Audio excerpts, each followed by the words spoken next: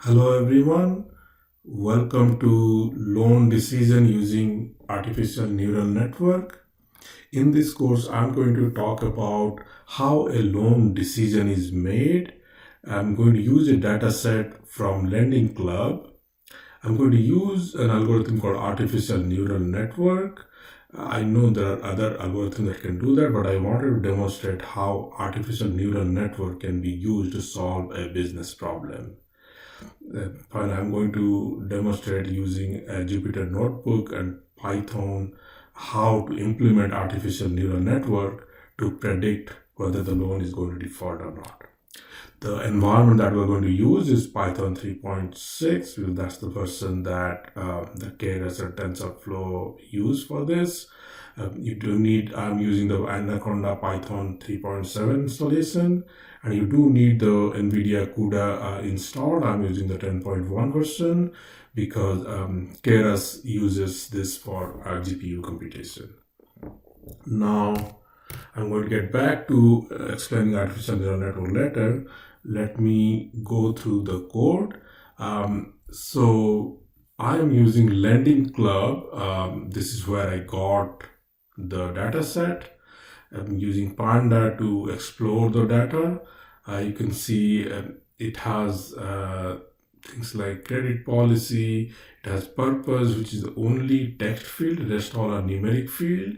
So here is the description of all the fields that are in the data set. Not fully paid is the independent variable that we're going to try to predict. This is a variable that's 1 if the borrower defaulted, 0 means they did not default. There is credit policy, there is purpose, which is the text field we talked about, the reason why the loan was taken. Interest rate, installment, which is the monthly payment. There's a log of annual income, which is the annual income that the borrower reported. DTI is the debt to income ratio. FICO is the credit score reported by FICO.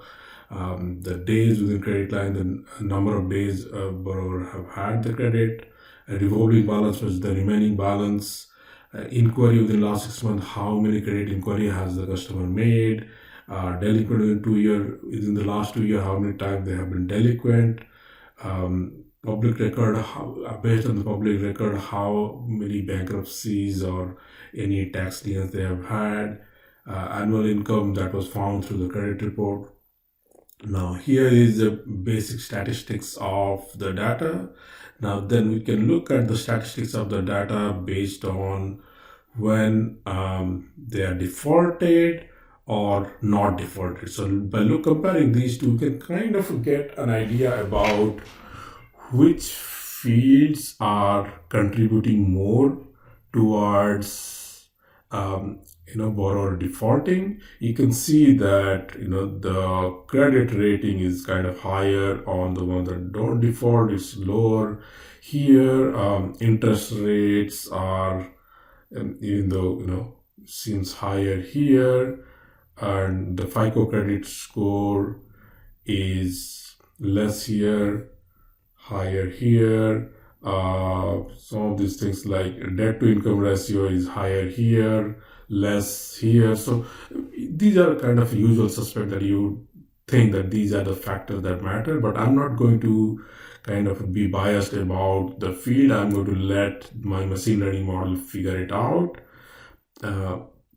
So here is another statistic about that is 837 of these loans have 50% credit utilization, and less than 50% have, like 1433 have less than 50% credit utilization and not defaulted. Okay, so 837 are defaulted and 1433 have defaulted.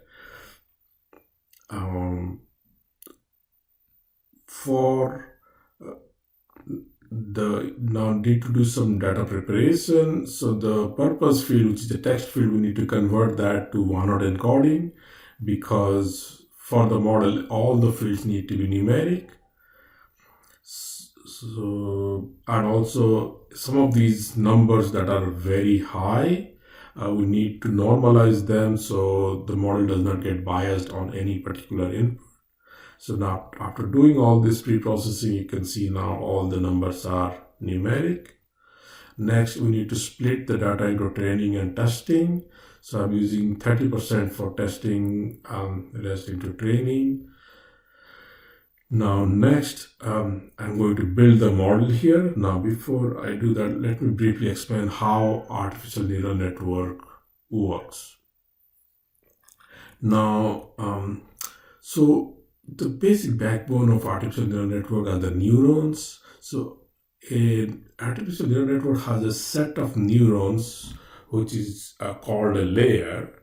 So it has multiple of these layers. So there is an input layer. This is where you kind of put your input, and then these layers, kind of each layer does one set of transformation, and depending on the number of layers you have, that's kind of considered the depth of your deep learning layer. That's where the deep in deep learning comes from, because the number of layers refers to the depth. So if you have more layers, that's more deep. And these hidden layers, one of the hidden layer can be a dropout layer. So the dropout, what it does is it kind of randomly blocks one of the input so that the model does not get biased on any particular input. That kind of helps to maintain the generalization of the model. Finally, when all of this has to converge into one value, because finally we need the output as either 1 or 0. So for that, you use an activation function. There are several activation functions like ReLU, sigmoid.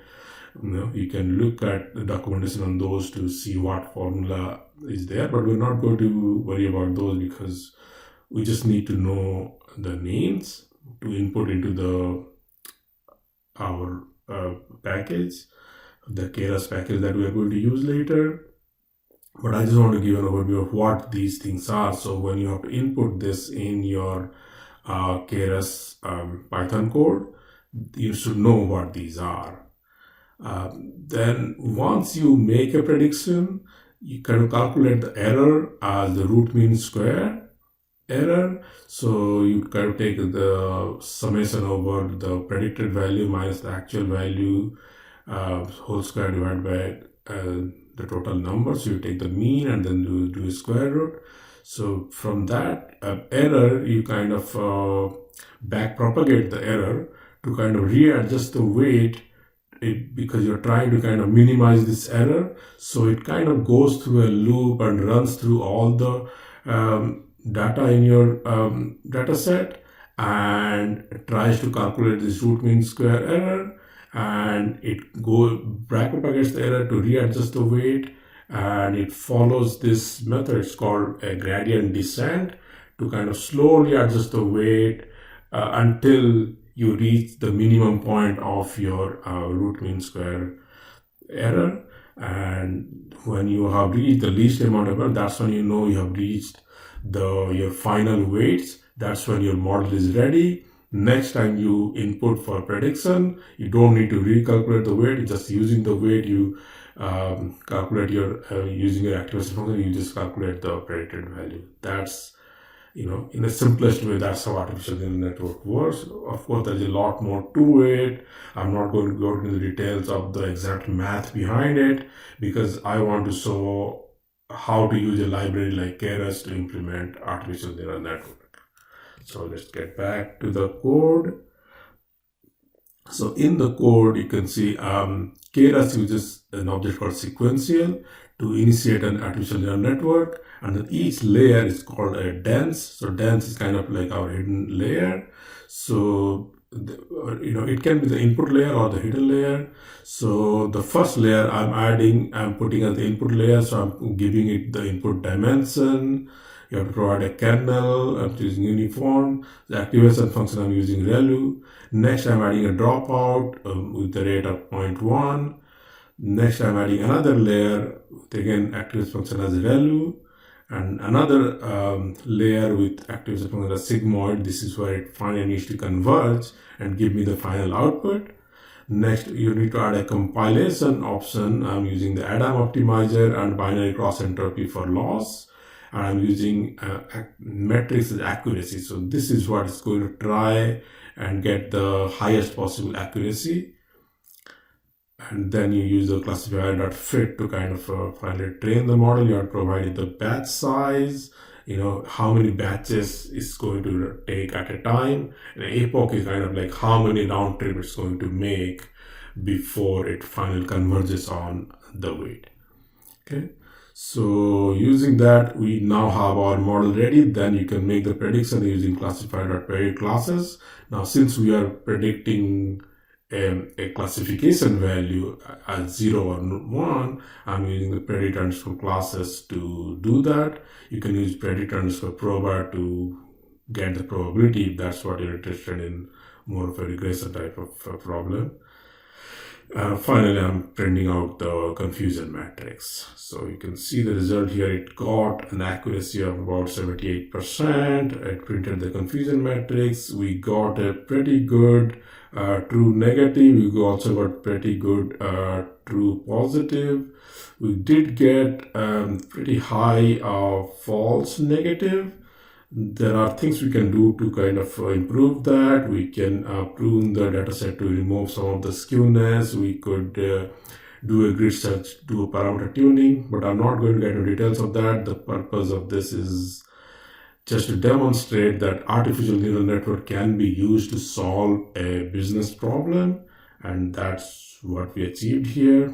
So go back to, and this is where you can download the code and play with it. You can also get the data set. With that, I'm going to wrap up. I hope this was useful for you. If you have any question, feel free to comment.